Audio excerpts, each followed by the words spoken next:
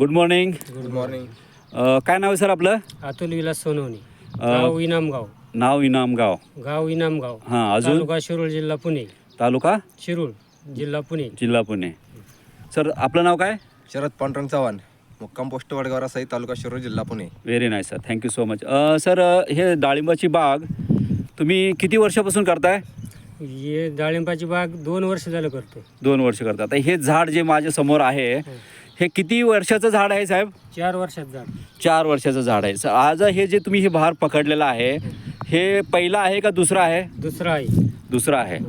Sir मला हे विचारायचं आहे ह्याच्यासाठी कोणते कोणते प्रोडक्ट तुम्ही वापर केलेला आहात? ह्याच्यासाठी प्रोटेक 82, ॲग्रीगोल्ड, नॅनोटेक, फ्युमिक म्हणजे वेस्टीजचे सगळे जैविक प्रोडक्ट तुम्ही वापर केलेला वापर आहात, केलेला आहे. बरोबर आहे. त्याच्याचबरोबर रासायनिकचं काय प्रमाण आहे याच्यात तुमचं? रासायनिकचं प्रमाण नाही, फक्त मध्ये आधी एखादी फवारणी. अच्छा, उष्णतेत. म्हणजे जसं बघा की 10-15% रासायनिकचा वापर आहे आणि बाकीचं जे काय 80-85% आहे ते हे जैविक प्रोडक्टचं म्हणजे ॲग्री गोल्ड. वेस्टीजचं प्रोडक्टचं पूर्णपणे वापर आहे. हां. सर हे जी सेटिंग आहे ह्या सेटिंगवर तुम्ही समाधान आहात? समाधान आहे. समाधान आहात. सेटिंगवर समाधान. ओके.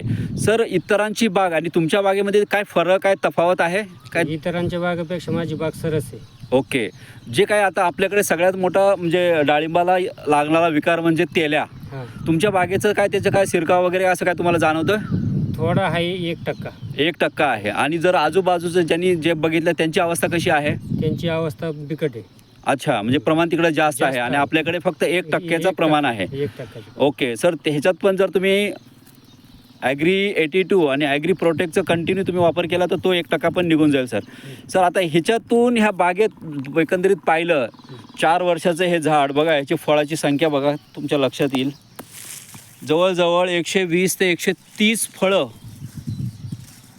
एकच झाड नाही, तुम्हाला सगळ्या झाडात दाखवतो तेवढंचं प्रमाण आहे.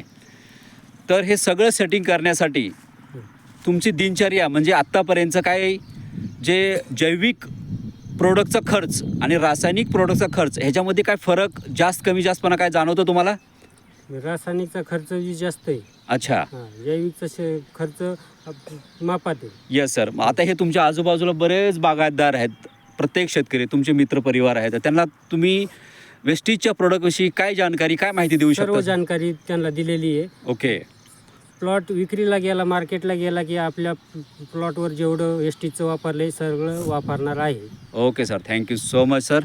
बघा हे सगळ्यात महत्त्वाचं आहे की वेस्टीजचे प्रोडक्ट यूज करून, जैविक प्रोडक्ट यूज करून आपण आपली बाग, आपलं उत्पादन हे पूर्णपणे जैविक स्वरूपाचं, त्याचबरोबर जे हे प्रोडक्ट जे लोक घेऊन खाणार आहेत त्यांच्या हेल्थसाठी आपण 100% काळजी घेतो आहे. आणि प्रोडक्ट तर आपण जैविक बनवतोच, त्याचबरोबर आपण आपल्या समाजाचा, ज्या परिसरात आपण राहतो, ज्या समाजात आपण राहतो त्याला एक शेतकरी, कारण शेतकरी हे अन्नदाता, पोशिंदा असं बनलेलं आहे. तर पोशिंद्याचं कर्तव्य आहे की हे जैविक प्रकारचं पूर्णपणे फूड, जैविक प्रकारचं फळ हे प्रत्येकाकडे गेलं पाहिजे. म्हणून असे नवीन जनरेशन शेतीसाठी ज्या पद्धतीनं आकर्षित झालेले आहे आणि ते जैविकवर 100% फोकस करत आहेत. त्याच्यासाठी मनापासून तुमचं धन्यवाद. आणि असंच तुम्ही स्वतः पण करा आणि असंच तुम्ही मार्गदर्शन करत राहा. Thank you so much. Wish you well.